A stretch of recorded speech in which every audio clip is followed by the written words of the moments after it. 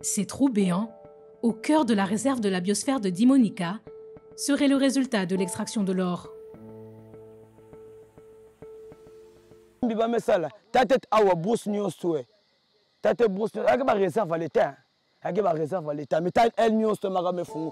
Située en République du Congo, à 50 km de la côte atlantique, la réserve de biosphère de Dimonica couvre 136 000 hectares de forêt.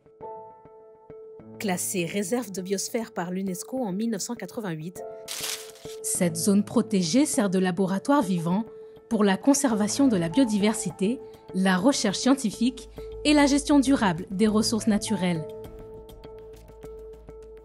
Mais depuis l'arrivée de la société chinoise City SARL fin 2023, cette zone protégée pourrait bien être en danger. Selon les médias locaux, ces tractopelles auraient déjà détruit 5 hectares de forêt, soit l'équivalent de 7 terrains de football.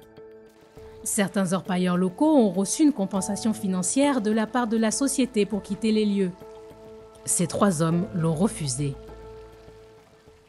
Il était venu avec une politique de donner aux gens une petite somme de 200 000 pour libérer les endroits, pour qu'eux ils viennent travailler. Alors ici, si on pouvait rester là, on pouvait travailler même pendant des décennies. Sans terre, cette communauté locale d'environ 3000 personnes est aussi privée d'eau potable. La rivière Yanika, qui traversait cette zone, est aujourd'hui presque tarie. Source, il y a bien, masse bien, source, mais quelques naïs. Tu voyais comment masse est jaune. Donc, mazine même na sukun mabok na bom na sukun mabok na mazine va tellement propre. Fin 2024, face à l'inquiétude des populations locales, l'ONG Congo Nature Conservation a réalisé des prélèvements d'eau. Après analyse, ces échantillons révèlent une teneur en mercure anormalement élevée.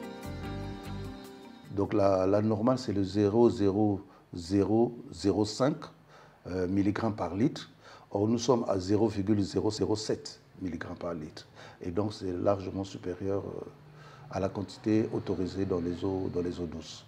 C'est en effet plus de 140 fois plus que la norme. Le mercure va se reposer au niveau des poumons, au niveau du foie, et en ce moment, ça peut provoquer des dégâts au niveau des personnes qui consomment ces eaux. Donc, il est temps de signaler et arrêter l'exploitation anarchique de l'or dans cette réserve de Dimonica.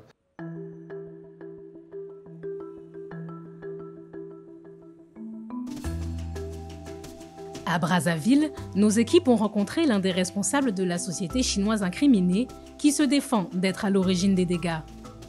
Les dégâts étaient déjà visibles avant que nous n'arrivions.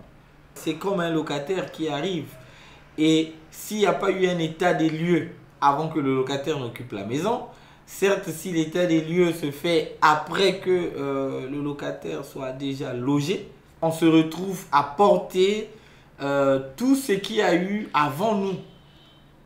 Les locataires que mentionne la société, ce sont eux, des habitants du district de Mvunti, qui recherchent le précieux métal ici depuis des décennies, avec l'autorisation de la sous-préfecture. Certains ont refusé de quitter les lieux face à l'entreprise minière. Ils retournent la terre avec des outils plus rudimentaires. Une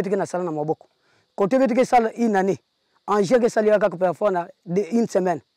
Parce que nous avons soit 10 pieds ou 15 pieds. Quand nous avons des gens qui ont été dévastés, maintenant, à la longue, nous avons maintenant souhaité que nous salbissons l'or. Mais il faut soutenir les